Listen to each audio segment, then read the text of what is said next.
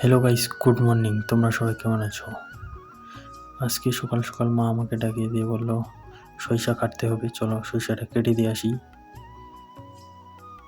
তো গাইস, চা নাস্তা করার পরে এই যে আমার ড্রেসটা নিয়ে নিলাম, সরিষা কাটতে যাবো এখন। এই যে আমি ফুল ফাল রেডি হয়ে গেছি, তো আমাকে কেমন লাগতেছে তোমরা সবাই কমেন্টে জানাও। এখন যাচ্ছি আমি দাও নিতে। তো গাইস, 3টা দাও নিয়ে নিলাম, এখন যাবো সরিষা কাটতে। তো তোমরা ভিডিওটা শেষ পর্যন্ত দেখতে থাকো। তো গাইস, বাড়ি থেকে বেরিয়ে দেখতেছি বাড়ির বাইরে গরু সব আছে, একটা গরু বাঁধা হয়নি, তো আমি 2টা গরু নিয়ে গেলাম।